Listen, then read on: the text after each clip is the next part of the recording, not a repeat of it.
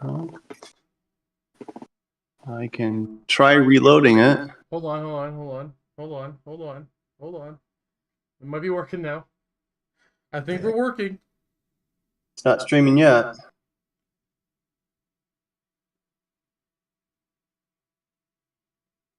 I might be having a... Yeah, it's not looking smooth, but we are here. The YouTube with it. You can see it on YouTube or no? No.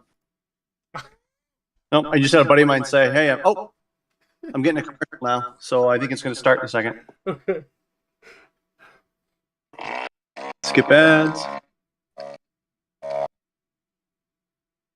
You're on.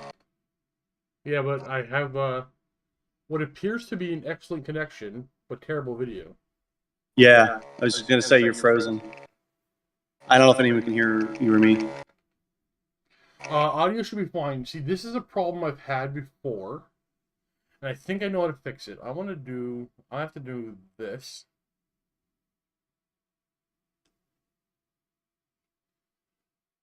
And let me know if this is gonna... Nope, I don't... Okay. Things should be a lot smoother now. I have to turn off...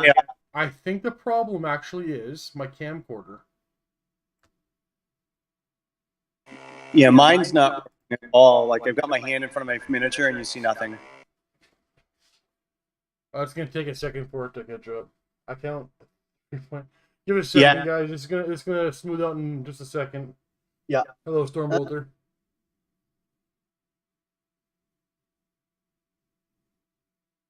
Yeah, actually, so the problem actually is my camcorder.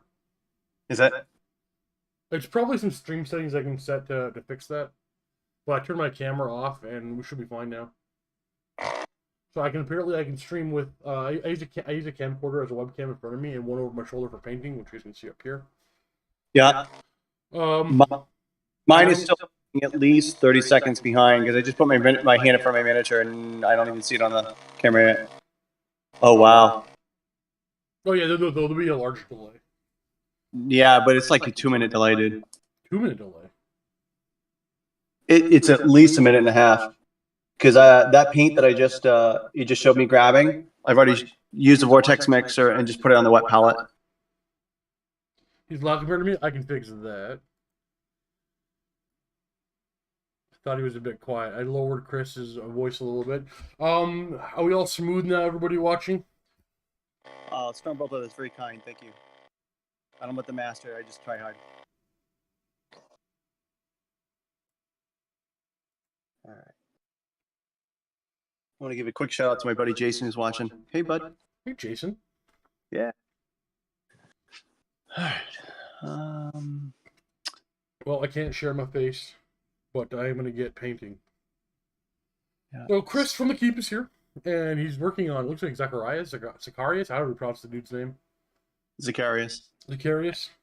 Yeah. I bought a giant for Frank the Giant.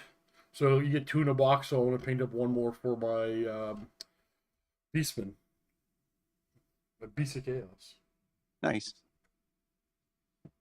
So, yeah, the dragon's done. It's on, should be on my Instagram. If you guys want to see it, I can throw it up. But yeah, my delay is still wicked bad, dude. Yep, no. That's not bad. That's normal. Wow. Okay. If you try to watch the stream, it's going to be... I specifically can't watch the screen. Yeah, there will always be a delay. Well, the delay looks like, let me see. I'm going to count it. It shouldn't be about 20 to 30 seconds. It shouldn't be more than that. Yeah, it's like... Because I've got Zacharias in my hand off the table right now. I just spun my giant around a few seconds ago. Let's see how long until... Oh yeah, it's a... Wow. Yeah, it's a good minute. That's a big delay. Yeah. Well, it looks like about a minute. So everybody chatting, just keep that in mind. We have about a 1-minute delay. Yeah.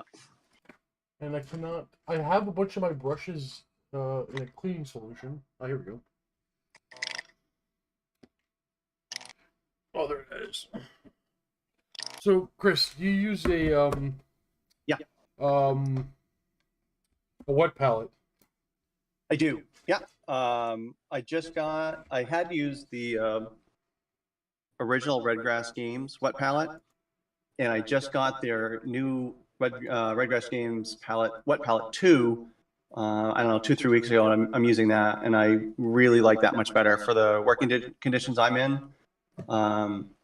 My man cave's in the basement, so even though I have a dehumidifier running, the wet palette 2 has a much better seal on it, so my paints don't water out so quickly. Where are you from? I'm up in Maine. So yeah, you probably have a humidity problem. In the summer it can be a little bad. Like right now, today's pretty warm, so it's pretty hot and humid out today. But just in general, I'm in a basement, so it's humid. Like I said, I have a dehumidifier running, but it can get a little ugly in the summer. Where I live in Ontario, right in between two giant lakes. So you have to like run 15 dehumidifiers if you want to consider using a spray can. They're super humid here. Yeah. You know, I went to airbrushing all of my priming and stuff like that, just to get rid of those issues. I used to love the well, I still do. I love Citadel Sealer, whatever they call it. But I can only use it in the winter months. I have to seal with my airbrush in the summer. Yeah. Wow. I might be one of the outliers. I like my stuff flat, like matte flat. Not me. I love a nice semi-gloss. Yeah, it's semi-gloss is usually what most folks like. Like I said, I'm the outlier. But all my old armies, like all my chaos stuff, was done with the old Citadel matte spray, and it was matte. And they changed the formula probably 5 or 6 years ago to that kind of semi-gloss a little bit for their matte. And if I want to try and match the army, excuse me, I've got to jump through a bunch of hoops to make sure my guys come out matte flat again. So it was a little irritating. Stormbolter, my dude, you might have to invest in an airbrush. Hey, Stormbolter, yesterday I don't want to talk about it because I don't give spoilers, but I played the Ultramarines handheld bat rep. It won't be out for weeks. I had a freaking blast with the Ultramarines.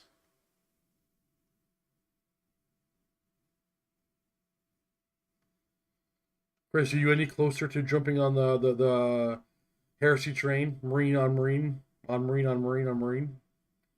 Not for you? You know, well, here's the deal. I think you and I talked about this once before. Like, I have probably more than a legion full of Space Marines. I got the Thunderhawk. Like, I got tons of 40K miniatures. Love the miniatures. I just have not liked the rule set for years and years and years. Just wasn't my jam. And the Horus Heresy stuff, again, the miniatures make me want to go paint it and whatever, but it's still just 7th edition rules, right? Yeah. So I know the rule set, and I'm kind of, I don't know. It's not feeling it. That's fair. It's not for everybody. There's some Horus Heresy fans are struggling with the new edition, wrapping their minds around reactions and stuff. But I don't know. I dig it. I love it. I mean, it's not fantasy, but nothing in this world is. Right. I mean, to be fair, I obviously haven't tried it, haven't played it. I'd probably play it. I definitely want to paint some miniatures for it. I have an addiction problem to plastic. Dude, I showed you my shelves of shame. Yep, it's actually it's beautiful. It's ridiculous.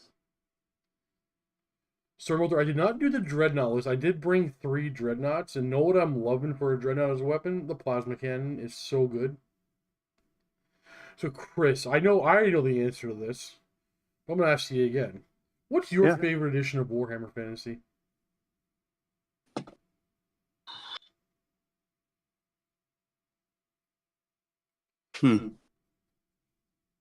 My favorite edition?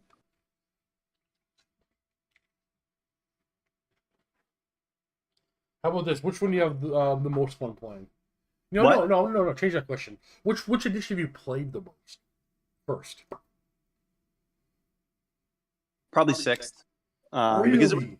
for a good 3 years or so. I had a store back at that time, and I ran tons of tournaments and in-store events and played every Sunday with the guys. So I probably played that the most. I really enjoyed it. I did like some of the tweaks that came with 7th. I really liked actually the de-escalation of power that came with 8th in a lot of the books from 7th edition. So that's a tough answer. I really enjoyed 8th. All my buddies and I still play 8th, on Thursday nights. And I think that's probably it. Again, I played vampire accounts. That's the army I've had since 4th edition, and the fear rules for 6th and 7th were banana. And then they totally nerfed fear, so it's not even worth having in 8th edition. So I've run the gamut for that piece, but yeah, I just like the power de-escalation for 8th. I like the massive troops on the table. I like big blocks of guys, running against other guys. I like that. I totally get there's problems with 8th as well. There's no perfect edition. No perfect game, dude. I'm sorry? No perfect game, right? Yeah, no, totally. Even WAP that tried to make, have some synergy between 6th, 7th, and 8th with some of the rules and that kind of stuff. There's still gaps and issues there. So you just got to learn to, live within your means, if you will, within the game system. And I'm okay with 8th edition where it is. I'm all right. I can deal with the quirkies and the. Yep. Can't believe that happened. Yeah, that's my favorite part of it. So Stormbolter's asking, Chris, what do you think of the new contrasts? I don't know if they've been released yet. I'm gonna preface that before you get in. Oh, actually, you know what? Have they been released yet? Have you had a chance to try the new contrast? You like contrast as a whole? It's interesting. I was not a big fan when they announced it. Really wasn't into it. I bought one just to try it out, and I really like them. They have, right? It's another tool in your toolbox to use. For me, it's not straight out the gate like Zacharias I've got right here. The purple was a contrast base. The red was a contrast base. You can see the green on the critter in the back. That's a contrast base. It really is excellent for finding out where your highlights are on your zenithal spray, doing some deep spray stuff. The skeletons, I painted 160 skeletons earlier this year, and I just straight up used contrast through the entire thing with some acrylic, dibs and dabs here, and it was fantastic. So I really am a convert over to contrast for a good tool to use. There's definitely a large difference between painting armies, which I've done for years and years and years, and painting really competition models, which is what I've been sending you, Steve, spending, 2 or 3 weeks, 30, 40 hours on a model, if you will, which is, that's mild competition, right? There are guys that spend hundreds of hours on it, but definitely for the army building stuff, it's a huge tool. Games Workshop sent Mini Wargaming all the new contrast paints. Because nobody there paints but me, I took them.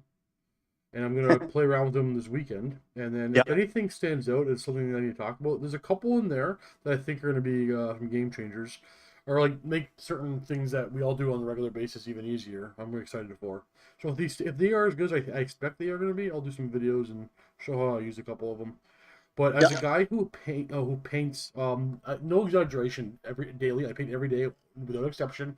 7 days a week, I am painting. Contrast, like you said, another tool in the tool belt, but it's been so helpful for me. Yeah. Because my painting is all about cutting corners and cheating. And get it done, get it camera ready, not tabletop ready. Efficiency. You can cheat a lot more. Yeah. Well, it's not cheating, it's just efficient, Steve. Yeah, no, I get it. What I'm saying is I know. I will never ever enter competition. Wouldn't be able to do it, but I can get an army done in a weekend if I had to. Right. Good enough for a battle report. Sure. Yeah. Like I said, skill. Between painting for competition and painting armies, big time. I watched a bunch. I constantly watch miniature painting videos from all sorts of different creators. I've already watched 2 or 3 reviews of the new contrast paints. So I am kind of interested to pick up several of them. So I've always had an interesting take on painting tutorial videos. There are a ton of amazing painters out there doing tutorials, but I found before Duncan and Games Workshop, most tutorials, not all of them, but most of them, were a little too advanced for the people looking for tutorials. And then Duncan came along, like the first set of tutorials. Then Duncan came along and was like, "Here, put the paint on the brush, put the brush on the model." And that was his tutorials, and I thought they were fantastic for people looking for tutorials. So I stopped looking at tutorials. And then one day, I'm painting, and another random painting tutorial video pops up. It's Iron Warrior something or other, something I would never click on in 1,000 years. I painted 1,000 Iron Warriors, and just watching another guy do something, I'm like, wait a second. Why am I not doing the way he's doing? His way is way simpler and easier than the way I've been doing it. Right. We get into like the way I do leather. There's gonna be a different way you do leather, and that's why I love painting on a table with a bunch of people. Like you just watch somebody do something you never would have thought of doing before. I'm like, oh wow, that's a really easy, fast, quick effect. I'm just so used to doing it my way, you know. Sure. No, I totally get it. Again, back in the day when I had a store, I had a 16-foot long table when you walked in that we all painted at. I had lights on it and stuff like that, and it was awesome to just sit down and paint with a ton of guys, just to see what everyone's doing, keep the motivation up. It's almost like a gym buddy. You know what I mean? Yeah, I know exactly. Keeping you up and motivated and ready to go. And if you get frustrated, you had tons of people to just ask or whatever. But yeah, I don't know that I really looked around before Duncan, because again, I was painting armies, and I had settled into a pretty good routine, pretty quick to paint an army. So I really didn't look at that. And then probably the last couple of years, I really started being, I don't want to say unsatisfied, but I really wanted to kind of stretch my art.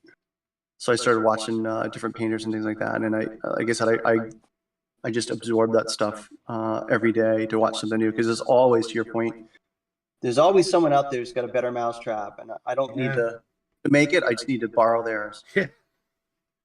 So how's it going, Todd? Yeah. See, my store is not my store, like the store that I go to. It's small, and there's always people painting in there, and I love seeing it. I want to sit at the table and paint with everybody, but I want to monopolize the table. But I love the people who are painting in stores. Yeah. It was funny. And again, I don't mean to keep going back to this, but I have a lot of stories this way. That's what we're here for. Sure. When I first started, and I would do games in the house and stuff, people put down unpainted miniatures, not even prime, metal and this, that, and the other. And I was like, all right, that's not happening anymore. I gave them three months to get paint on stuff. And after that, it was -1 toughness. So eventually, about 6 months later, people put stuff down, and I just pick it up, and I'm like, oh, it's dead, because it didn't have paint on it. And after that, people learned pretty quickly that they were going to put paint in their models. It was great. I like that. I don't want to, like, if somebody wants to try something before they convert it or whatever, I'll play against it. But I want to play against painted stuff. Absolutely. That's half the hobby, right? That is it. Whether you like it or not, if you're not a painter or whatever, part of it is, that's the hobby. Sorry. And the thing is, and for those of you out there thinking, well, I'm not a good painter, I can't do it. You can be the world's worst painter and just slap it down, get it done. It's good enough. I've taught literally hundreds of people how to paint over my lifetime. Again, just to the store. If you can color a coloring book, I can teach you how to paint. Exactly. Really? I don't care how sloppy or messy it looks. Just try. Yep. And once you start down that road, then you get some brush control, and then all it has to do is be neat. It can be one color in an area, but as long as it's quote unquote within the lines eventually for you, you'll get there, and you'll be happy and satisfied. And it just gets better and better. It's not as hard as people think it's going to be. But it's obviously totally my jam. I understand that's not everybody's, but hey, we all have our own things. Arctic for me. Stormwater is asking, what was it? The new contrast brown look good for leather. The 2 contrast browns are what I'm most excited for. Even though we have a lot of really good contrast browns already, But yeah, I'm very excited for those ones. And then we got Pepsi Man. Hey Steve, I was wondering why you thought WAP Orc and Goblin rules was the weakest. I thought 6th looked a little weak because how units like Black Orcs don't have much rules, and Choppa doesn't. I haven't been in the fantasy mindset in a week. I can't remember why. I'm pretty confident in saying that WAP version of Orcs is the weakest. Because you have to compare it to what they're playing as other WAP armies. Not that other WAP armies are overpowered or strong. It's just in the game set, the Orcs and Goblins in 6th edition actually have more models than their opponent typically. And the rule set, even though they rarely strike first, their toughness 4 typically matters. And you will end up flanking your opponent. I think 7th is probably Orcs at their strongest, and then 6th, 8th WAP is my order. I'd put the Orcs and Goblins in ranks of strength. Now, that doesn't mean they're not playable. That just means how well I think I would do playing them in those editions. Basically, if I had to bet on which edition I'd have the highest win ratio, it would be 7th. If I had to bet which edition I'd have my lowest win ratio, it's going to be WAP. To be fair, I think I can do a really good win ratio in 8th as well with them. Spoons! And looking forward to the Striking Scorpion Green. Actually, yeah, that one too, Stefan. Let's say thank you for the super chat. Sorry, what were you saying, Chris? Oh, he's like, dude, you're playing fantasy. You're winning already. Yeah, exactly. No, see, that's the thing too with Orcs. I can lose all day long with them and have a good old time. Yeah. Again, one of my favorite battle reps, and I've watched them all. I'm even one of the stupid people that bought, all the old retired ones and all that stuff on the drive. I've watched them all. Oh, did you write it? Nice. Yeah, dude, I'm a lifetime Vault member. Are you really? Yep. It was funny. I started watching it for the battle reports, and I bought the lifetime thing, and then Mini War Games stopped doing fantasy, and I was like, crap. I fought for fantasy the first time, and we kept it going. And then when they canceled the second time, I was like, yeah, no, I get it. Yeah. But anyway, my favorite game you guys played was probably the last 8th edition game you played. I think it was on your channel where you guys did the non-standard armies. And you guys took Goblins versus Empire? Yeah, dude. Yes. That was one of my highest all-time grossing ad revenue bat reps. So I know that was pretty good then. More of that. Like you said, I want to see stuff that I want to see a witch hunter on the table. I want to see stuff you don't normally see on the table. Just go at it. It doesn't always have to be, the unit of great swords or the Death Star or whatever it is you've got going on. Personally. But Lambo Hero is asking, is Mini Wargaming done with fantasy? No, not at all. We were scheduled to film some fantasy last week, Luca and I, for Mini Wargaming. Something happened. I can't remember what. And then we had to end up filming something else instead. Like we lost a battle report or something. We had to fill that up. But fantasy actually does do very well for Mini Wargaming, but they are controlled by their schedule. They have to put out Age of Sigmar, 40K campaigns. They have to have those go on a regular schedule. They've got no choice in that matter. Excuse me. Pardon me.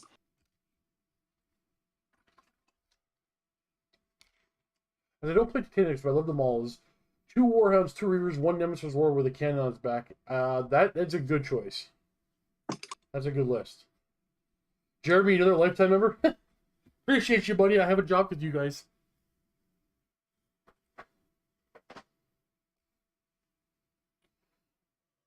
All right. Since you brought up the Naughty Sea, when's the Warhammer Fantasy campaign coming? Ooh, I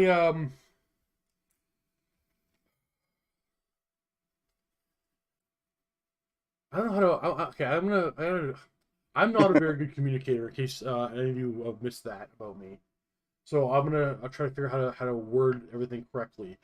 I am adding more special features to my YouTube channel this week. Campaign isn't one of them. However, see, here's the thing about I don't even want to say the next thing. because now I know for the next 15 live streams it's going to be brought up. I have somebody on the job. All right. Because I personally just don't have the skills. I know where my strengths lie, and I'm not a storyteller. That's fair. But I love playing. We did a Death Watch campaign with Matthew. We filmed the first episode, first 2 episodes actually, and I haven't done a Death Watch campaign forever. And like, oh god, I love playing in them. I love playing them. Really? Was it something I said about our game? Wait, what do you mean, Todd? What did I just say? Oh, you're talking about our 7th edition Orc and Goblin game? Yeah, your army was cheese. No.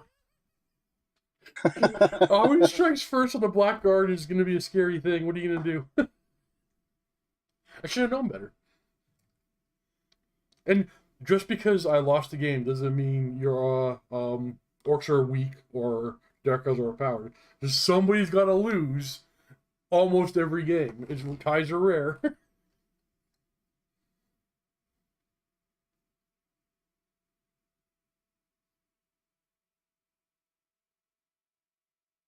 So what you're saying, what I just heard out of all that, Steve, was if someone else were to send you the things you need to follow a Mordheim campaign, you would play the games? Is that what I heard? Well, that's interesting. So 2 things on that. One, Stormbolter has already written a big section of a campaign already, which I have. And 2, Mordheim, you don't have to write a Mordheim campaign. Mordheim is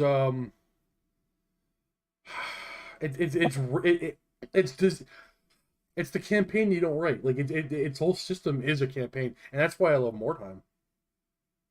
Yeah, again, I'm just trying to pressure into doing Mordheim games. So, yeah, that's happening too. I'm already on it. Nice. Yeah, it's happening. So all those views you get on your Mordheim, none of them. It'll be none. Oh. No, I'll get a couple. No, actually, weirdly, Mordheim's been popping up in other random YouTube videos lately. This was some weird Mordheim resurgence, so I guess I got to do it. Squidmar, dude, just did it. Exactly. And I mean, can you name another game after 23 years it still has like a super active Facebook page, and like there's tons of I don't know how out there for Mordheim. It's crazy. So Spoons, it's not Scary. Scary's actually working on a campaign for mini wargaming at the moment. Hey Jason, it's actually Jackson, the intern. Jackson he's a kid. He's 18 years old, and he ran a very large Dungeons and Dragons group. Well, he was by far the youngest one at the Mini Wargaming Studios for years before COVID. So he's gonna take his hands at it, or take his hands at it, try his hand at it. What's the phrase? The kid's gonna give it a go. At it. That's awesome. No, Todd, I'm sick the day you want to come in with Dark Elves and Mordheim. Fair. Dude, if you don't use the original just gangs out of the original book, they're just brutal. Yeah, I would. All joking aside, like any campaign I do would probably just be the original gangs. I think that's the only way to make it work, honestly. Because high elves, dark elves are all just nuts. Yep. What? Even beastmen are a bit much. Bretonia's dumb. Yep. Bretonia's dumb. You get that one knight with he buys a horse, he has a lance, he has heavy armor, he's charging across the table. Yeah. Yep. Play some Shadow Warriors. Yep. Well, I think if Mordheim had something like Necromunda on a roll of a 1, like you're out of ammo or whatever it is, a roll of 1, your bowstring breaks and you can't shoot, till the following turn. Because I think bow fire sucks up a lot of oxygen in the room. Yeah.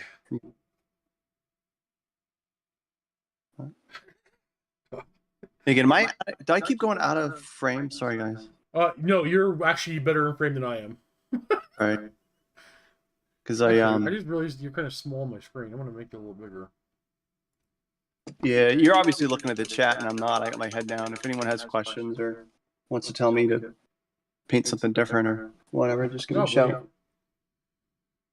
For the most part, I'll speak for chat. And chat, you correct me if I'm wrong. They don't care what we're painting. They're here for the conversation.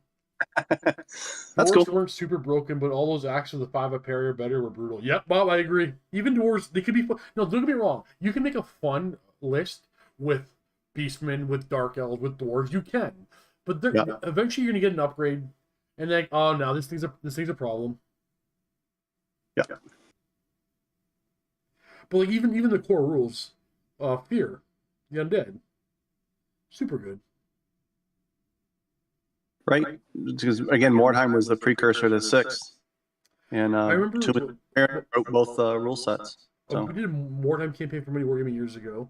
Luke was playing Undead, and when we finally killed his vampire, we just ran all over the studio screaming, "We got him! We got him! We got him! He finally died!" Hilarious. We're here for Chris, not you. That's fair, Oliver. They're all here for you.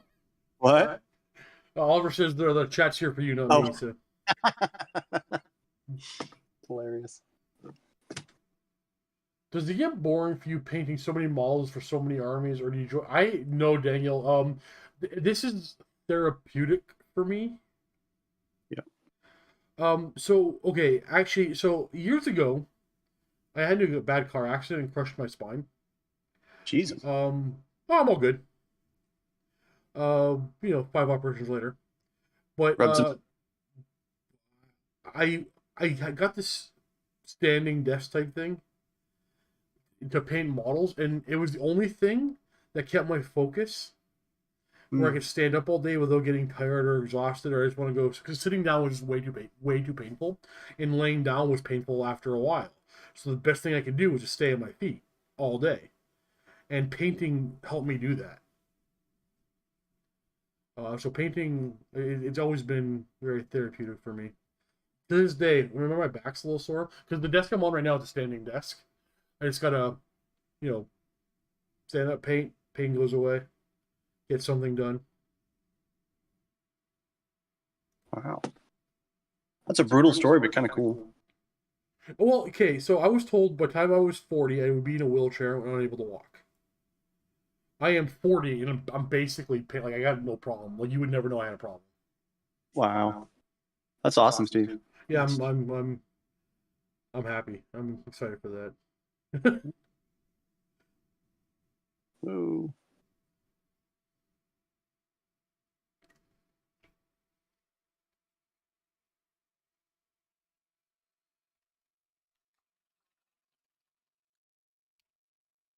I would imagine painting models for multiple. Yeah, so if I painted only one army, one game system, it probably would get boring. But because I paint literally dozens of armies across many game systems, makes life a lot easier. And I've got burnout, or I've gotten burnout numerous times, and I had one as recent as last week. So I'm like, screw it, I'm gonna buy a video game. I'm gonna go play some video games, and I spent half a day on Steam again. Couldn't find anything.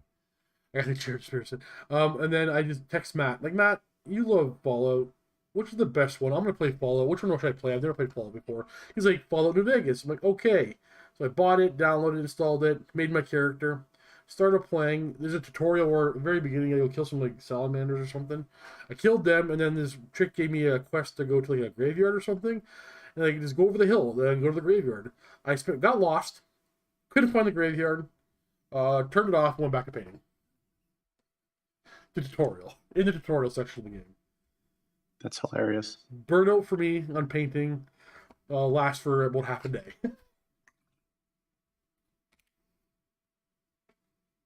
Brandon, how's it going, buddy? Brandon King is here. Brandon, if you are available later, I want to send you a couple of things for you to look at. I'll send you some links if you can give me some feedback. If you can. And with Stormbolt asking, what is both yours or your favorite paint maker? Citadel, Vallejo, Armor Painter?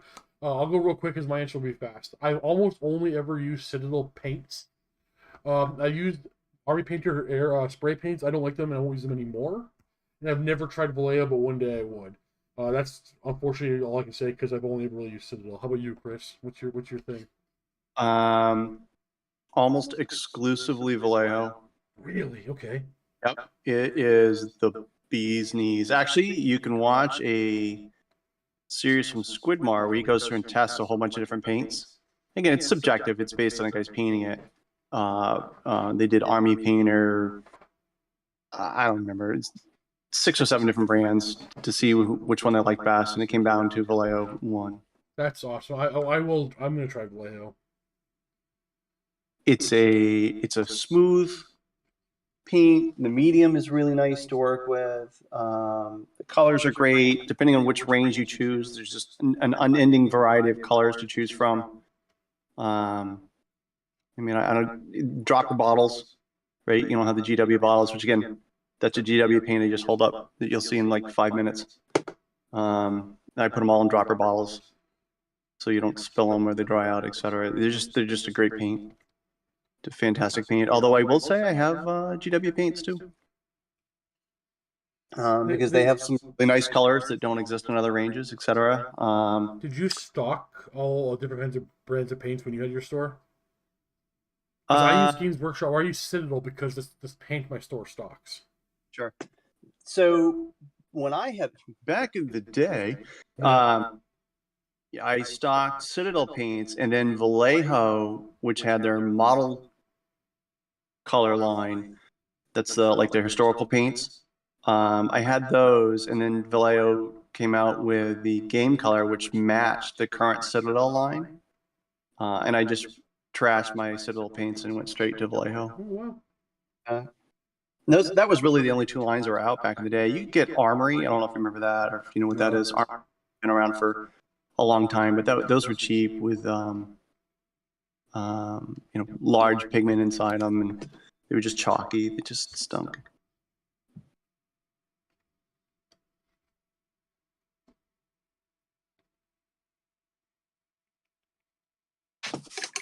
All right. So, Storm Boulder, about Darktide, I have recently discovered something. Maybe you could help me. I'm not sure, but maybe. So, I have a problem streaming video games, but I'm realizing it's actually not my computer or not my. Well, look, guys, I'm not a very bright person, so I'm going to use bad words. Maybe you can understand me. It's not my PC. It seems to be able to handle everything. It has to have something to do with my stream settings. My camcorder kills my stream settings. So if anybody knows anything about that, feel free to contact me, and I'll set up a Discord call or something with you so we can try to get it fixed and working. Because I was about to buy a new PC for Darktide, and I'm pretty confident at this point it's not the PC, it's the camcorder, or the stream settings with the camcorder is my issue. Because yes, that's one thing that we're gonna do. These Sunday streams are gonna turn into gaming with the members as well, and that'll happen as soon as I figure out these stream settings. You can confirm, Brandon. You know how to do this? Wait, why did I think of asking you? Of course you do. You know what, buddy? I'm gonna talk to you later. You can fix me up.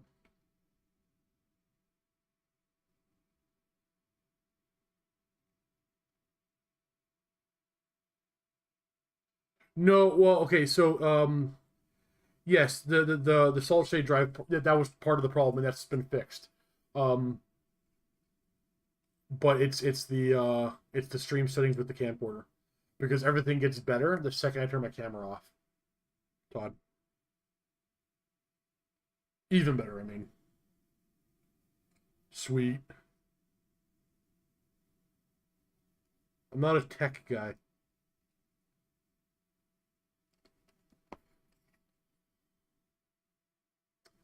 I got some sweet editing for the bat rips going forward. I've been working on editing today. I was going to show off some stuff that we were going to be doing today, but didn't get it rendered in time to upload to the Discord. or not the Discord, to the Streamlabs.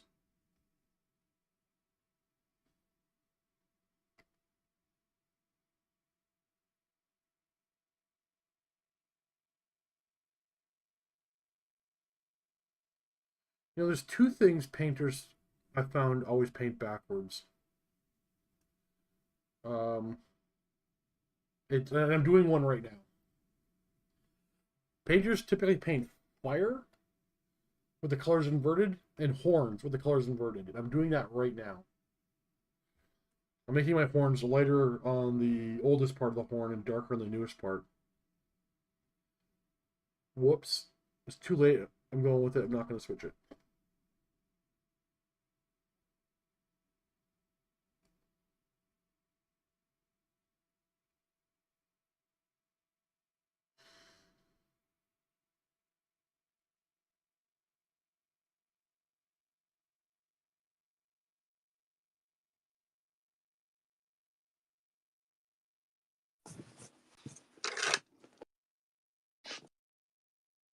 Sorry, I said this for a second.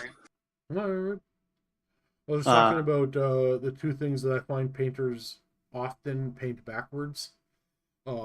Fire and horns. And I'm doing that right now. I'm painting my horns, but I'm making them lighter on the wrong side, but I'm locked in and we're going with it. There you go.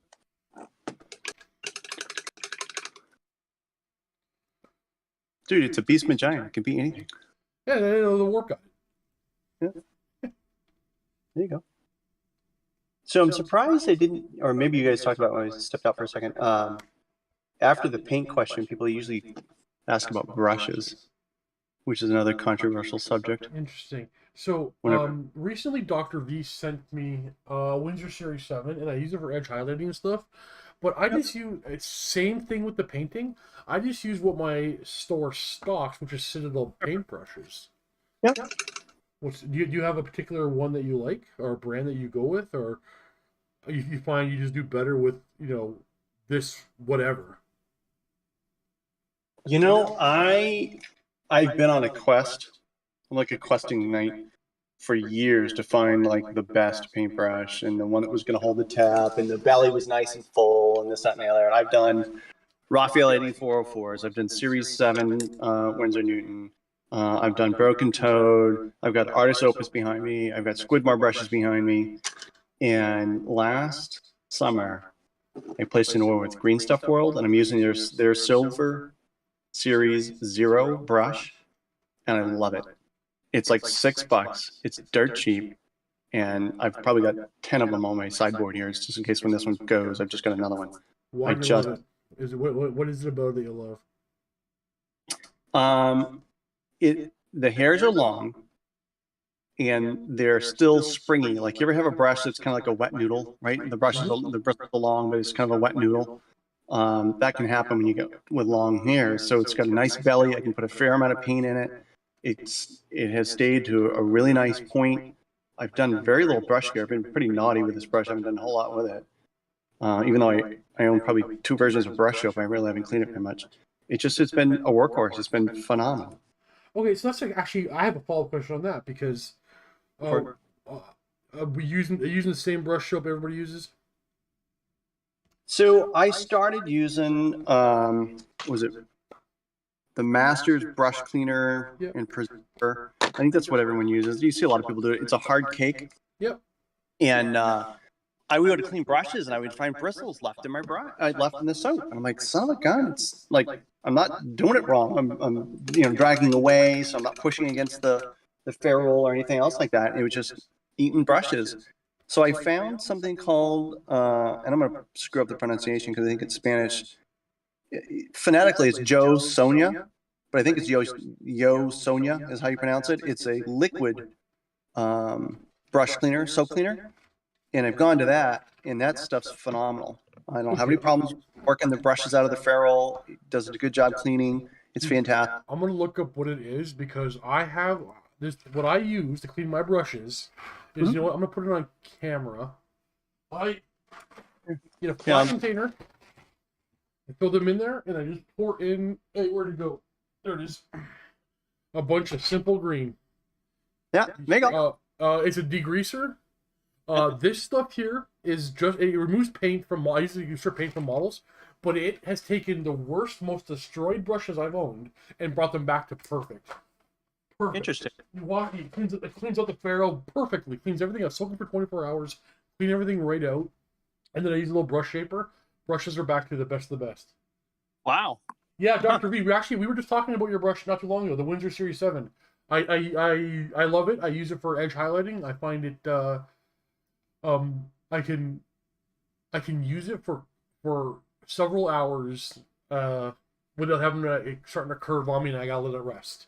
It is my edge highlight brush.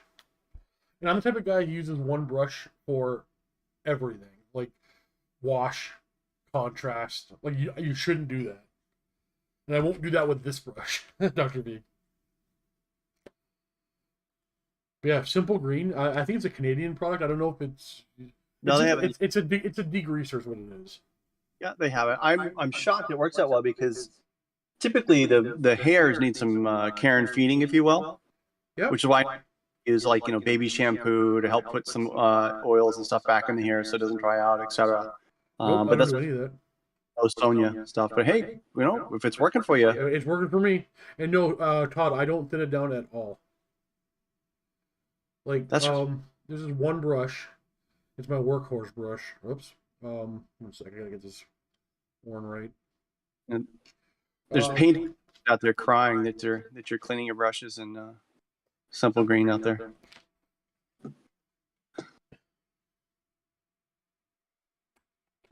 This brush right here is one of my oldest brushes. I don't know if you can see it. The ferrule is caked solid.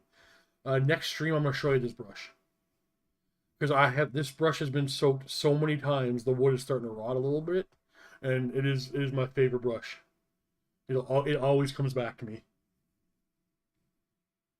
That's awesome. I had actually back in the day, Vallejo made a paintbrush line, and I had that. I painted with a zero Vallejo brush for over a decade, and that thing was a workhorse until it finally died. I have to say, I shed a tear or two when it died on me. It was fabulous.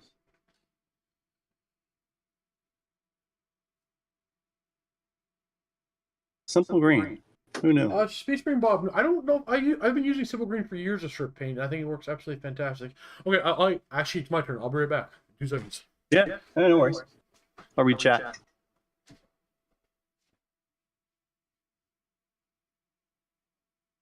Yeah, Todd, that's what he said. 24 hours in the Simple Green, and then a brush conditioner, which I'd be interested to see what the brush conditioner is. Huh.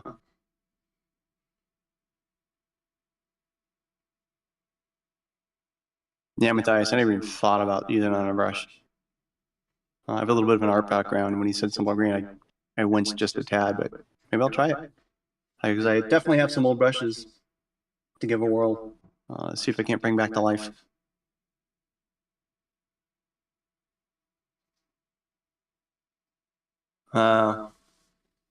Oliver Peterson, sorry it's not available, dude. I bought it a little while ago. It's fantastic. It was a big old bottle. It's lasted me forever. Actually, the other best thing I ever bought for painting, it'll take like a minute for it to show up. It's a palette, but it's rubber, and it's not silicone, but nothing sticks to this. It's fantastic. So you can put whatever paint in there. It could be 2 weeks later. You can just press on the bottom of it. Paint just pops right out or cleans right up real easy. That was an Amazon find. Just look up flexible brush palette. Should pop up. I can send Steve the link and he can post it somewhere if you guys want. But that thing was a total game changer for me in using a palette. Wow, both the brushes swelling. Wood does swell. It doesn't double the size by any means like that. But brushes, the metal tips, and then if you rip these off, they're full of glue on the end. The ferrule, I've never had one swell and destroy a brush. And I've been soaking dry brushes in Simple Green for years.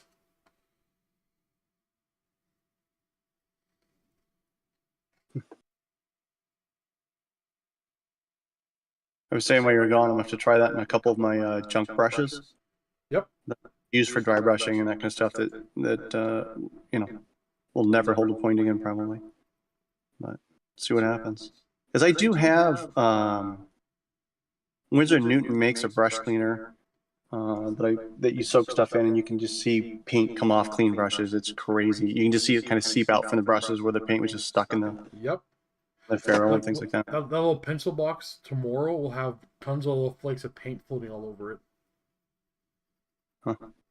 That's crazy.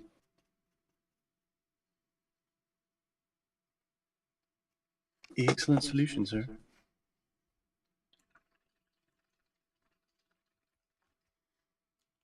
All right.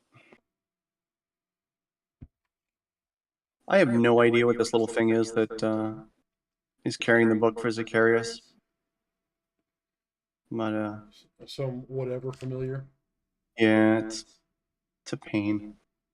I gotta tell you, dude, Zacharias is supposed to have a cloak as well. Yeah, yours doesn't. Okay.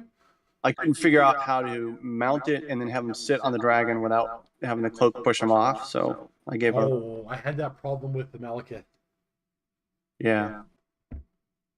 Actually, I think I told you this. The Zacharias that you're getting is the one that I built for myself when the model first came out.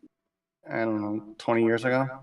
I did a hand swap on it, so it doesn't have the parchment. He's got a skeleton with glowing, or skull with glowing green eyes on it for that hand. Because I didn't like the parchment either. So sorry, man. Look at his like I can't say those kind of vampires, so I'll probably use it the most. I'm sorry, what'd you say? They're mentioned with the $5 in chat. You going to get into any of the new Necromunda Mad Max vehicles? Yeah, there's a campaign for mini wargaming that's happening. Nice. And I'm playing the Bug Boys.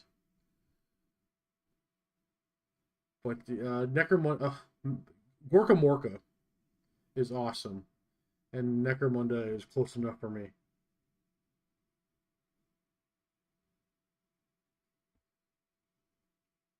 What's hilarious, again, years ago when Necromunda came out, I did have my store then, and that was one of they used to call it a limited metal tail games that they would only support for a little while, and then they'd move on. They would always come out one in the near the summer, like June-ish, and then one in September. And the September reveal was always the big one. I remember when Necromunda came out and everything, and they talked about releasing another game. And I was like, man, they ought to do the Ash Waste, blah, blah, blah. And they gave us Gorka Morko, and I was like, he's so close. Don't know why you did a new system. You could have just added on to Necromunda, which was wildly popular back in the day. So, in your area, yeah, did people play a lot of skirmish games in store? Or... And anybody in chat, wait on that. Did people play skirmish games in store or just big games in store? Unfortunately, I don't have a store that has that kind of support within about 40 minutes of me. So I don't really see it very much. And typically now what I see is larger games like the Song of Fire and Ice. People are really jamming on right now. And one store that I know of, about half an hour from me, but I don't see skirmish games very much at all. Same here. Song of Fire is doing well in Toronto. Yeah. Which is too bad. There's some fantastic games. I don't think you've ever tried it, but Saga is a fun skirmish game. The guys and I are playing a game called Dead Man's Hand. I love Wild West stuff, so it's based on that. It's a small skirmish game. You don't need more than 8 or 10 models. It's just tons of fun. I just can't find the time for them. I hear you. I hear you. That's the other thing when you're asking me about Horus Heresy. I was like, 2 kids, wife, and a dog, and a house. I'm like, I just don't know if I can afford one more split in time. Very true. Very true. So. Like this is my full-time job, right? Like I game for a living, and I can't justify many games. Yep. Yeah, my kids all the time are like, Dad, download this game, or Dad, why don't you play this game? And I'm like, dude, I can't even play the games I want to play. Yeah. it's not about getting another one for me, dude. Razor Beam, what location? Got a map campaign going for Song of Ice and Fire. Oh, nice. I have so much Song of Ice and Fire, I'm probably just going to purge it all. Not probably, I'm definitely going to purge it all. Just not going to get to it. Another one, too, was Parabellum. Oh, yeah. Sorry, Conquest. Looked really good, but can't.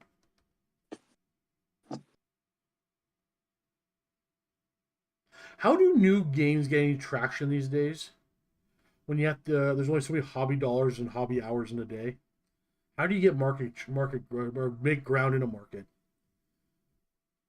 I don't know. I was just thinking the other day, not long ago, right? Privateer Press, and now I never see anything about Privateer Press. Like, it's crazy.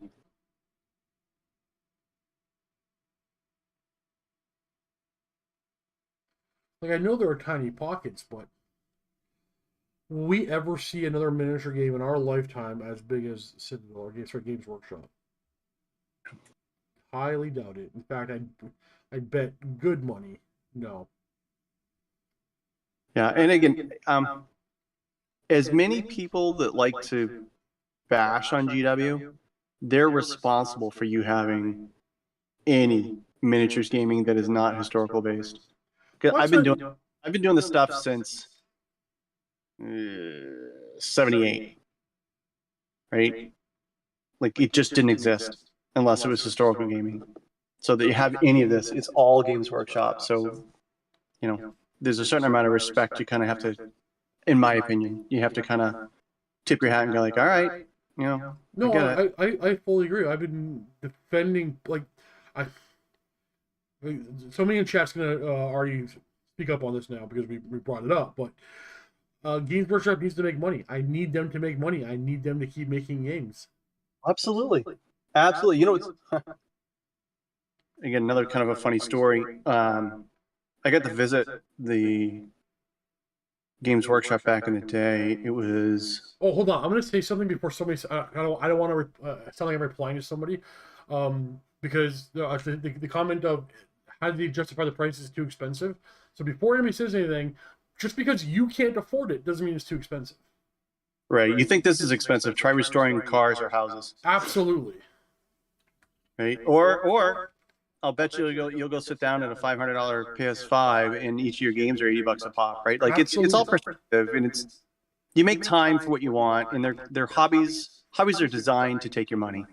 I would not have anywhere near as much models if it wasn't my full-time job. It's too bloody expensive.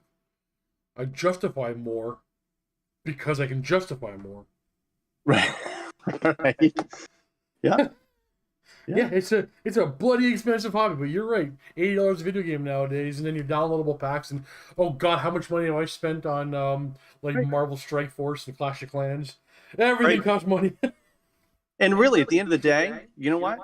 I'm still playing 8th edition, and if I had one army, I could play that game until the cows come home for the rest of my life and never buy another thing. The fact that you want models, or you're like, oh my gosh, that was so cool, I have to have it. That's not GW's fault. That's ours, right? We want tiny things. We want something new, and that's just. I remember when Assault Marines became $10 a model Canadian. This was years ago. I'm like, I'm never gonna buy a Marine at $10 a model. Are you kidding me? And now I'd kill for $10 a Marine. All right, so again, showing my age because I got quite a few years on you. No, you don't. I'm 15 years older than you, dude. Chris, I'm 40. And I got 15 years on you. You look like you're 30. You're full of shit. There's no way you are. I'll send you a picture of my license if you want. I'm 54, dude. Switch your camera around right now, if you don't mind. Show the audience your face. There's no way. You're lying. Hang on.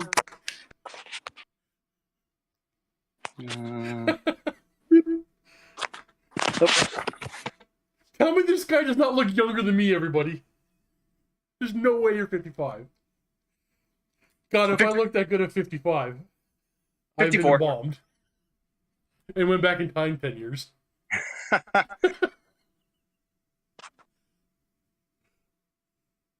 Nostalgia's a hell of a drug, and drugs are expensive. It's very true, Lambo Hero. What? Oh. Tom, Anyway. you also look younger than me, but you are younger than me, so you're good.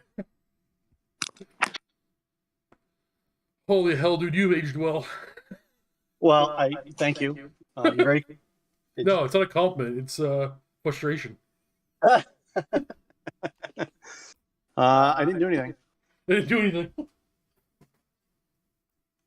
Look, kids, he didn't smoke. He drank his water, and he went to bed early.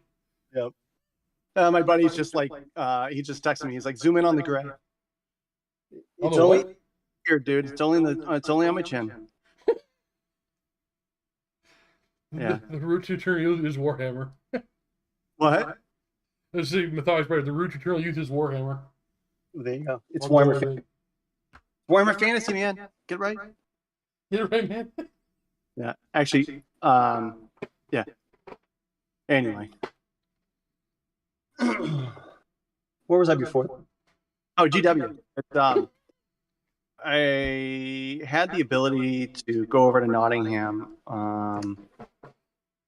and meet with Robin Dews. He was running the studio back in the day. And we were chatting there. And this was actually before Bugman's was their commissary. That was the staff thing. It wasn't a place yet. And they had a battle at Big Tooth River. So this would have been 98. I think it was February 98. Or was it? Yeah, it was 98. It was 2 years before Y2K. And it was kind of cool. He was like, hey, if you see a lot of 40K stuff,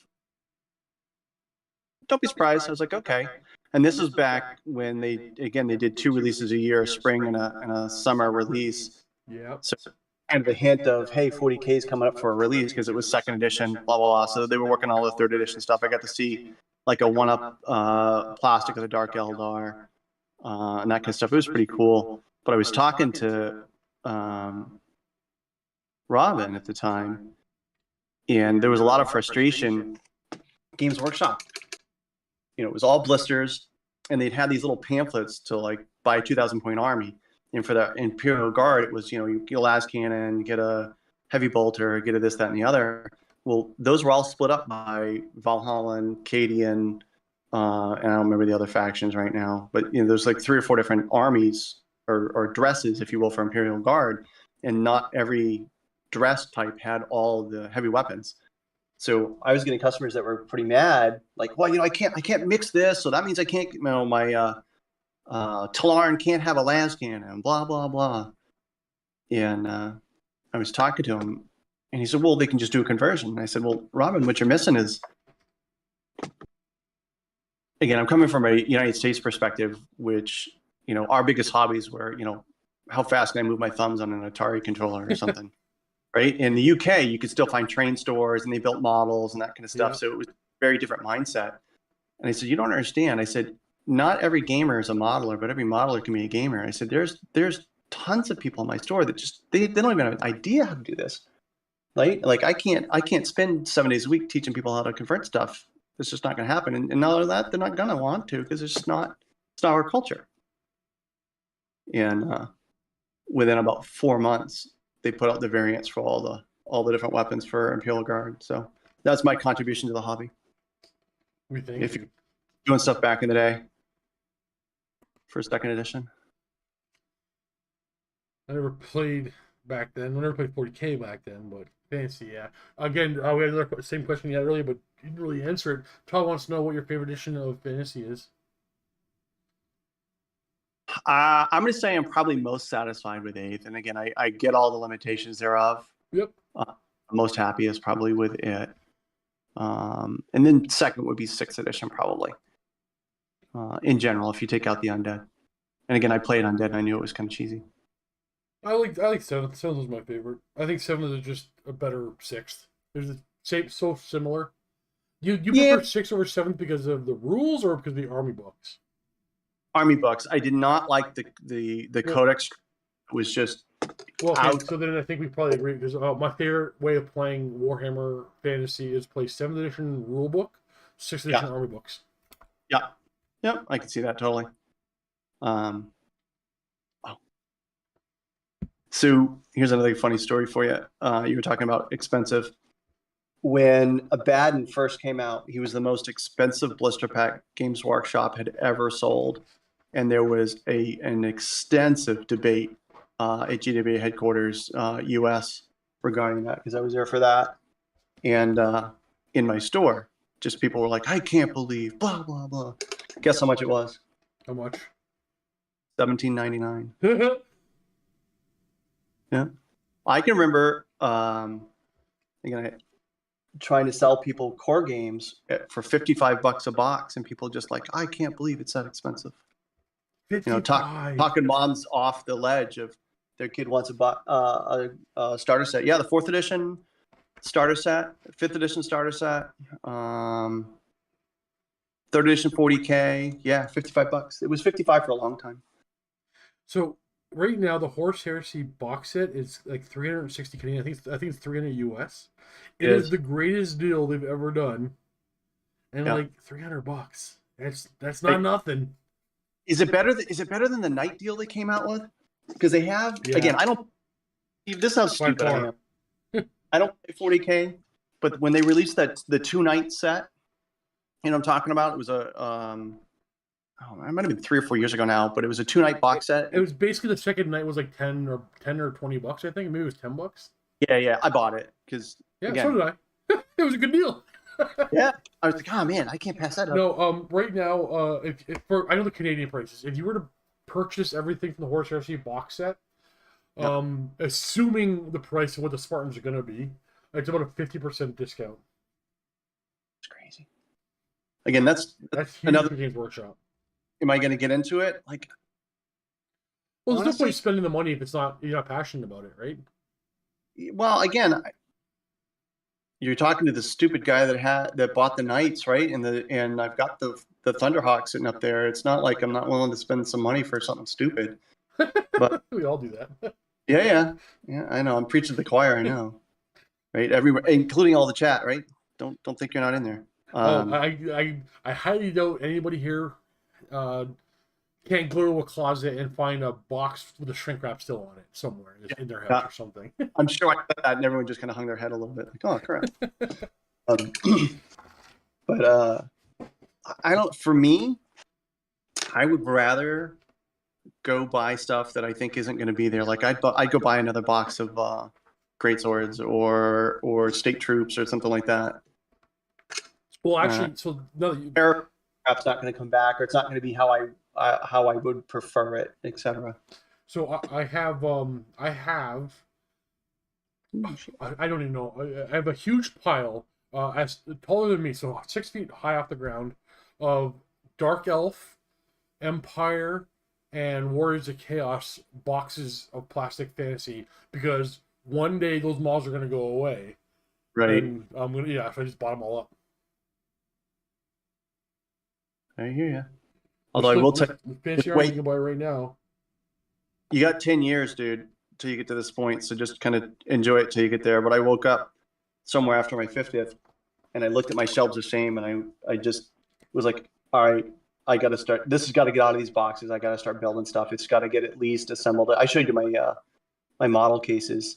I've got armies and armies just built. I'm like, I had to get it out of there.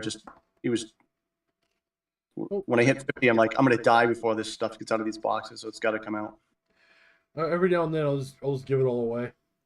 I won't give those away because I'll need them for fantasy. Yeah. But I was just if it's in my closet for too long, I'm not going to get to it. Somebody needs it. So long as they agree that they're going to paint it up in a timely manner, and they're going to come play games with me, you can have it. Well, thank you for confirming I'm a hoarder. I really appreciated that. We all are, dude. I think hoarding and gaming go hand in hand. Yeah, probably. Mm-hmm. I know all my buddies are laughing at me right now because like, oh, yeah. Well, I mean, the collection is the big. Well, not for everybody, but for me, it's a huge part of the hobby. Sure, absolutely. The collection's huge. Yeah. Yep. It's the having. Right? It's not the want. It's not the need. It's the exactly having. yeah. I want to stare at a bunch of malls on a shelf every now and then. Yep. I do. I actually just regularly just go. I'll walk into my office every now and then in the middle of the night and look at what I was painting that day. I'm like, awesome, Warhammer. Yeah, I like to put them out on the table and just get the armies assembled. Like I said, that is just so cool to me. See a big army on the table, ready to march. I don't know. Maybe it's left over from my historical wargaming days where you put the Prussian army out on the table, right? And it's 1,500 figures. Of course, they were only 15. I never could get into those. I always found the miniatures not interesting. Well, compared to what you had available to you, absolutely. You're correct, 100%. But back in the day, again, I mean, that was it. I mean, you had Raoul Partha. Actually, here's another funny story. I used to buy Citadel miniatures. My first White Dwarf was number 19. That tells you anything. 19, but I used to number 19.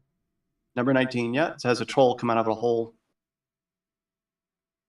for the cover.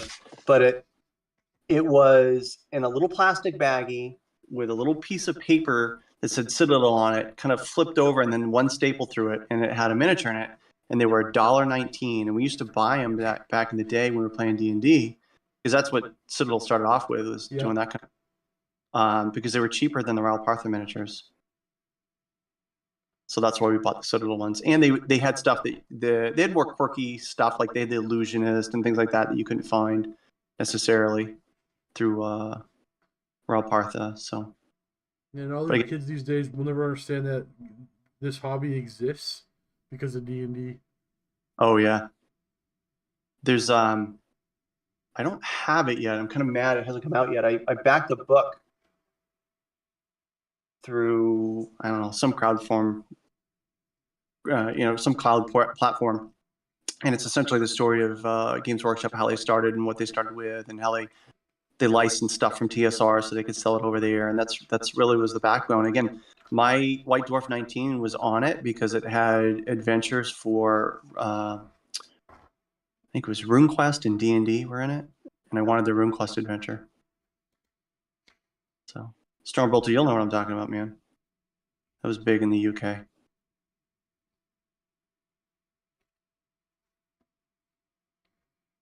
Back in the day. All right, how are the wings looking, guys? Oops. I've been looking at your stuff, dude. It's looking real good. Is it? Well, I hope so. You're playing with it. I'm hoping to finish this up here. Did you look at the pictures of the dragon yet? You want to see that? I did. Oh, you did? Okay. Buddy, you remember how you said I just followed your Instagram? Oh, yeah. I was going through all that stuff. I'm like, oh, hell, this guy can take pictures, too. That's the thing, too. So many good painters don't know how to take pictures. And then some, average painters can know how to take pictures and really make sure jobs look real good.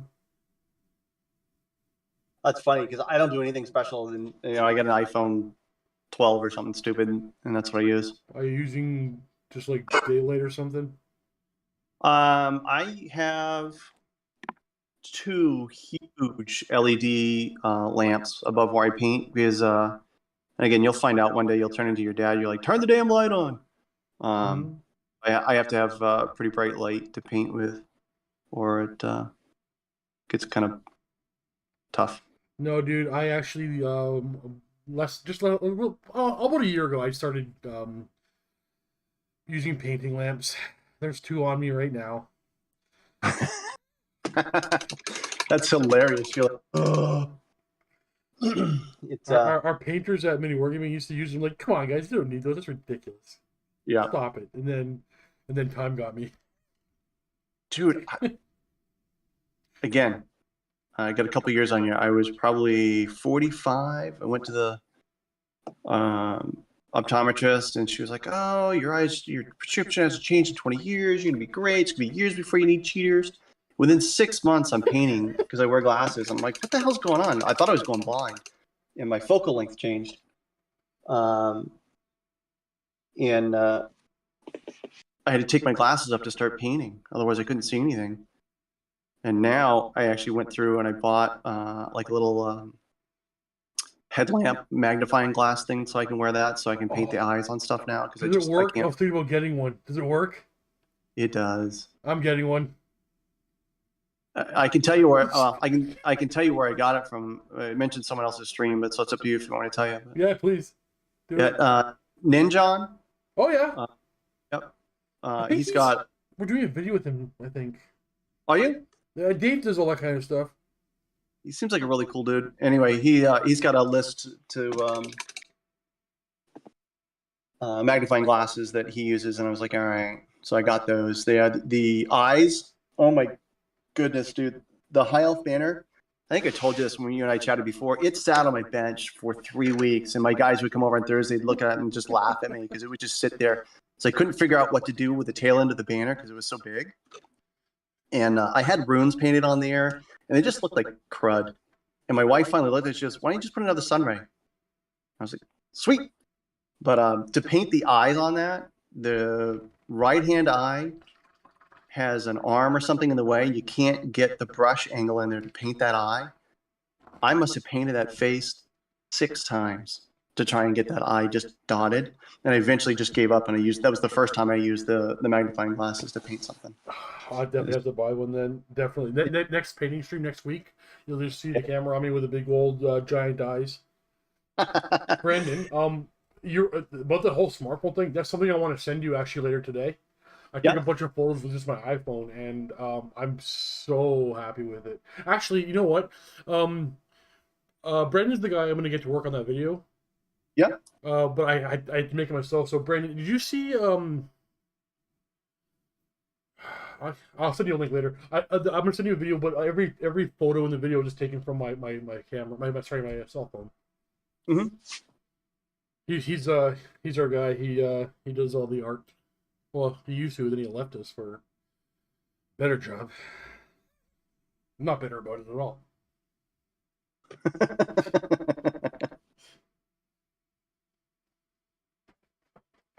I think I can't go any farther on this guy until I seal it. I don't want to seal it with the airbrush. Ooh. We're going to jump to something else. I think before ruining your eyes, a magnifier is probably better. Yeah. What happened? Just I think before ruining your eyes, a magnifier is probably better. Yeah, I've been squinting so much, you just stop trying to fight it. Just get the magnifiers. I'll say it. It's pure pride. I was like, I'm not damn things. I'm not going to do it. Not going to do it. And then I just had to cry uncle on that stupid high elf banner. Hey man, age comes wisdom, right? I'm getting wiser. We're getting wiser, not so Yeah, let's go with that. Well, wiser, everybody. Let's run with it.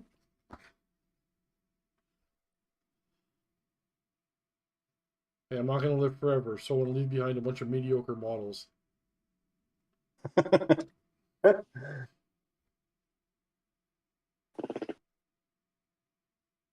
Mediocre?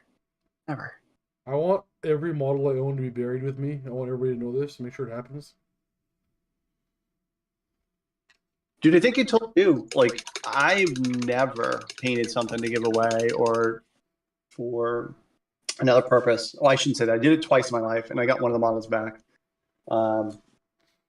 It was just so... It's personal, right? Yep. You put a lot of love and care and feeding into not only the materials, but then the model, from cleaning it to, whatever else you've done to it. The first one I packed up for you that I painted specifically knowing it was going somewhere else. It was a little hard to let it go. Can't lie. Can I tell you something? Because that was the orc guy, right? Yeah. Okay, so I regularly, actually, to be fair, it hasn't happened in a bit. But I used to regularly get emails of like, "Hey, this is a really cool thing I'm going to send you." Yeah. And it never shows up. People do it all the time. I got this model I want to paint up for you and send to you. I just like, yeah, I reply, yeah, man, that's cool, because they actually never show up. So when yours actually showed up, I'm like, wait a second, this doesn't actually happen. Don't get me wrong. I have a whole shelf full of miniatures over the years, but like, there's a lot on there. But there's just usually a ton of people like, yeah, I want to pay you up or whatever. I'm gonna send it in. That's funny. There's this one guy. I don't even care if I'm making fun of him, but like for like a year straight, it became a joke around the office. Like I would get about 2 emails a week about the progress of it and how it's coming. No pictures ever. Right. Some people. Right. Well, again, I'll do a shameless plug. If you want me to paint something for you, you'll see your progress on my Instagram stories. So you know what's happening, when it's coming to you, what the progress is. So there shouldn't be any mystery for it. So that is everybody say, yeah, if you want Chris to paint up a character for you, he'll match your army. It'll look better than the rest of your army. Very kind. It does. All you can like this. Your models blend perfectly into my boxes, except for out of the corner of your eye, you know exactly which model I didn't paint. It's exactly the same, yet way better. Thank you. Because yeah, no, like over the years working for many wargaming, we have plenty of people, plenty of painters paint things, and like most of the studio armies are hodgepodges of a bunch of different painters. It's the nature of the game; it has to be that way. And matching a paint scheme when you don't have it's already hard. When you don't have the model in your hand, real hard, and not everybody can do it. Dude, you did it very well every time. Well, thank you. Thank you. Certainly helped, though. I mean, again, you guys gave me some good pictures, and at least had a color spectrum. You're like, yeah, was this kind of green somewhere over there? Actually, you guys were pretty good giving me the paint names and things like that. Well, for myself and I think Colin as well, we use Citadel and only Citadel, so it's just so easy to be like, oh, which green is that? It must be this green. Yeah.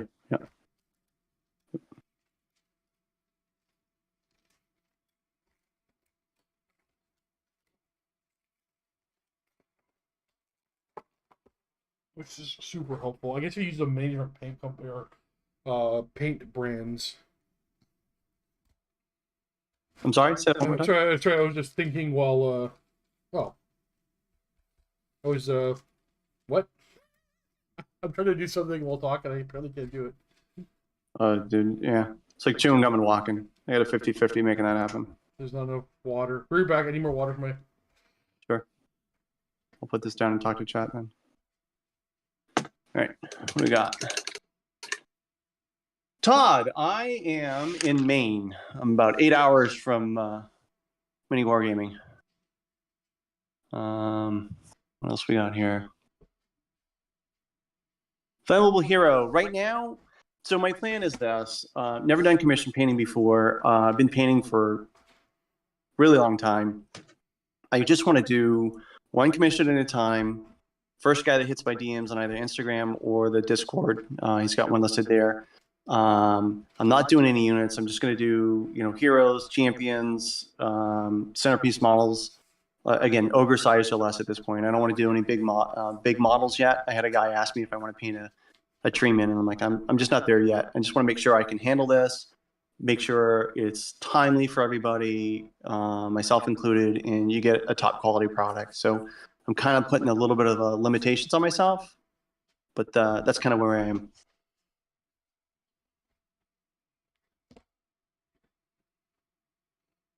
So hopefully, debit card, you can't do anything with the cost. Yeah.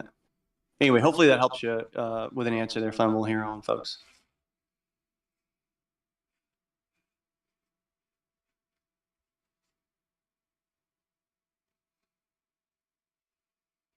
Yeah, I'll take one, Jay. Then I can finally do that Thunderhawk. I can make it crash into the Warlord Titan. That'd be cool.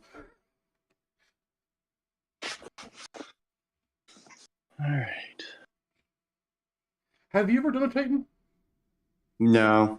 No. I was going to do one. I've always wanted to do one, but then Titanicus came out. I'm like, I just sort of didn't want to do it anymore. Well, there you go. Well, I guess, if you're talking scale, yeah, I've done, I used to play Epic a lot back in the day. Loved that game. Probably Epic 3rd Edition is probably the best rule set they ever used, which is what BFG uses. No, for me, I think Games Workshop shot themselves in the foot. Like, I actually wanted to paint up a big Reaver Titan.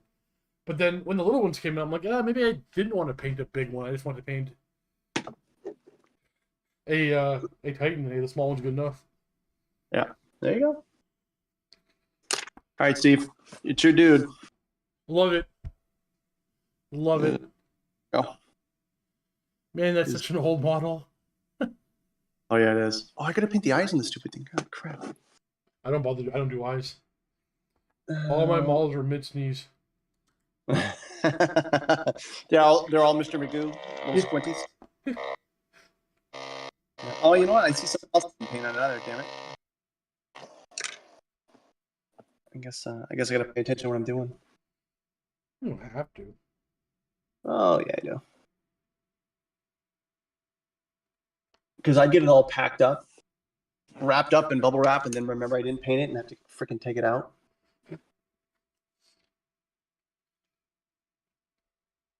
OCD is awesome for making sure you don't miss stuff.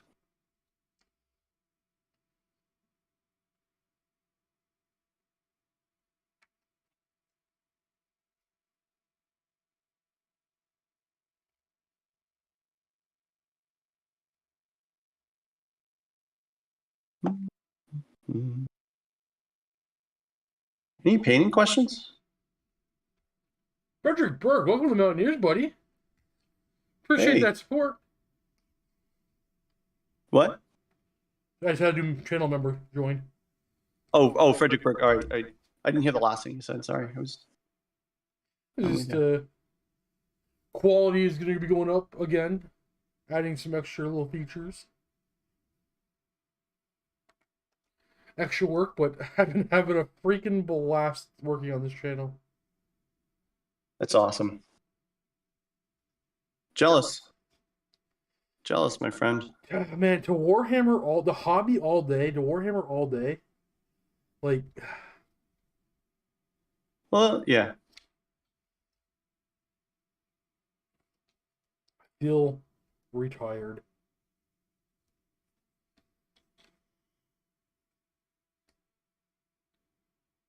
Did you sign up? It was a debit card. Nobody can do anything with it. Hey, Raxus, how's it going, buddy? Hey, Raxus, you have an email to send me? I would love to read that today, buddy. Before the end of the day. What's that? That's one of the store guys, right? Yeah, it's Max. Yeah. Yep. One of these days I'll get up there, Steve. You're not that far from me. It's an easy drive. So on that note, probably not wait to 2023, but it's time for the Warhammer Fantasy, not tournament, but event. Yep. We've got to get everybody to come on down. Get the Square Hammer boys. Everybody come on, play some fantasy, hang out for a week or a weekend, whatever we can do. Yeah. Hopefully 2023 is the year. We're still feeling the effects of COVID delay. We're still not really getting a whole lot of guests at Mini Wargaming. Oh yeah. On that note, if anyone ever wants to come and play a game at Mini Wargaming against any one of us, you go to miniwargaming.com/challenge. You end up talking to Josh. He'll give you he'll communicate with you, set you up. Come on in for a game if you're ever in the area, or can be in the area. But we'll get a fantasy thing set up. That'd be amazing. We were hoping to do it this year, but I mean, if we're seeing we're seeing less guests, I mean, people are still hesitant to travel, so we'll wait until things pick up a bit.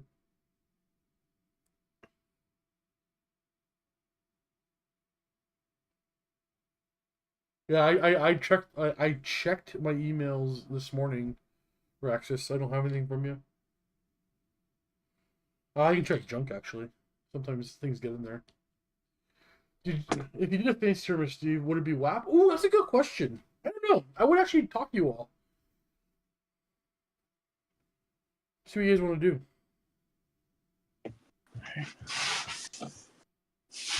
I think I have a feeling the vast majority of you play 8th.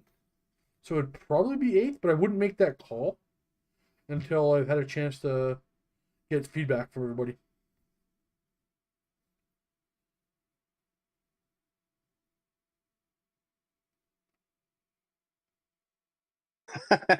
So my buddy says he's got to head out, but he says, Steve, keep up the great Warhammer content. And P.S. Nobody paints the eyes. No, thank you. Yeah. All right. So anything else you see on this that you want done? Nobody. It's already 10 steps past what I would have done. Well, let's just see what we can do here.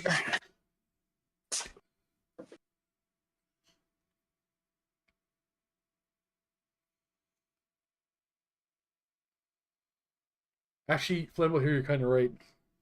Everybody just play what you want, whatever edition.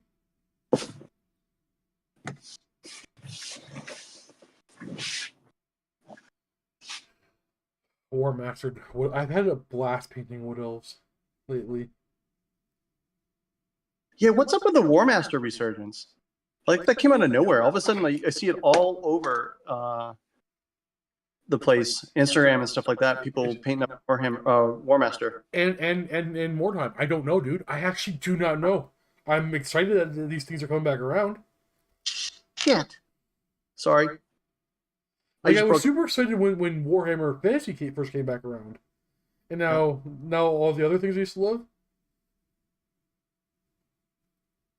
love. Back in the day, you couldn't give away War Master in the store. I know, you can still find it on eBay. I know. Yeah. You know what I suspect is the answer? You can easily find acceptable 3D prints for War Master. Yeah. So the barrier of entry is stupidly cheap. Yeah, that's fair. Because if you go to eBay right now, I guarantee you'll find High Elves, Empire, Vampire counts for War Master. Guarantee it. Yep. Nope, fair.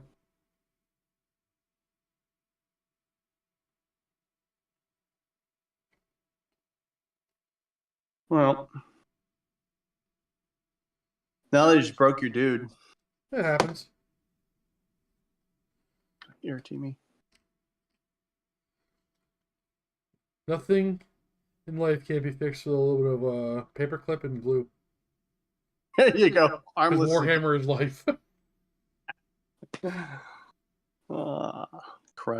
Come on, man. Don't act like you haven't broken a model before. Well, the good thing, I pinned these. The wings are all pinned in and everything else. The little critter in the back is pinned, and I guess 20 years ago I didn't pin that arm in. So, oops. Well, it was going to go out in the post tomorrow. It might have to be Tuesday now after I fix this. I got to do some touch-up on it when I glue it back. And here, I'll give you one right now. Look at this thing, guys. Look at this thing. That little piece there, there's a break right there. I broke it already. I don't know if it'll survive shipping, but I'm going to try my best, but just glue it back on. Yep, no problem. And then you can tell Cullen.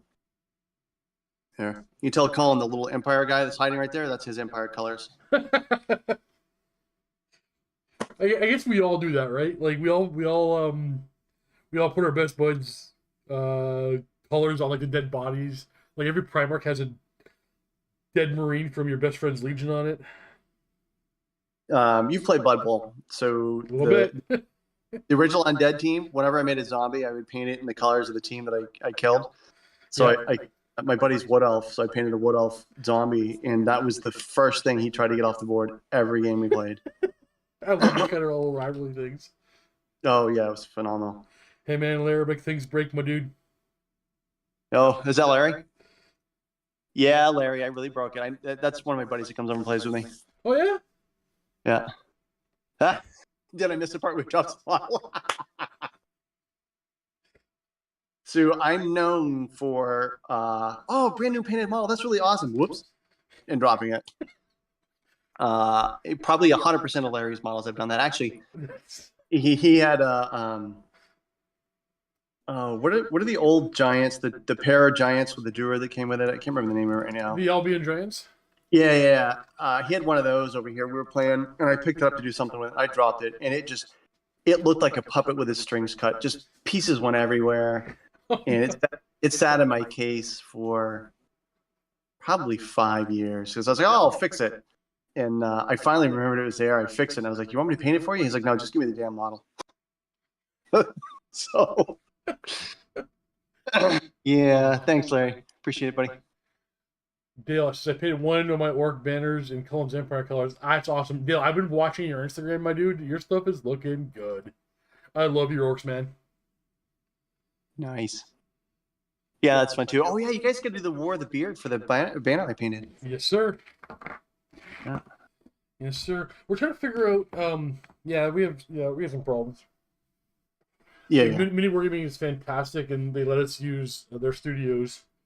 They don't charge me a thing. I want to be very clear about that. They just let me use their stuff, which is this channel wouldn't exist without all of their support guys and the support from Mini Wargaming, which has been a huge help, obviously. Yeah. But they have some rules which are no drinking in the studios, which I completely understand. And they're a little small, and it's really frustrating because we were talking with the store Max, who's here in chat, and we were gonna just record the special thing in the store and close everything down and bring all the cameras, everything up. But I don't think we can set it up properly. The studios are just a little too small for what we want to do for the big special thing. So we're still gonna do it. It's just not gonna be the way I wanted to, which is unfortunate. That stinks. Well, I mean, hey, first world problems, right? Like the big party game I want to do can only have like 3 people, maybe 4 max. I don't even know how many people we get in the studio before we start stepping over each other. Like we've had 3 before. Yeah. What do you guys think? Do you think we can fit 4 in there without jumbling over each other? Dang. God, dude, I'm gonna make your screen bigger because that guy's is awesome. You don't see my giant no more. Here, when you do it bigger, I'll show you one of my favorite things about it. It's bigger. It's not showing. Now, so everybody knows, check Chris's. Did I put your Instagram? Yeah, put your Instagram in the description of this video. You get better pictures there because I'm capturing a screen of his camera, sending it to my Discord. There's many layers of compression happening here.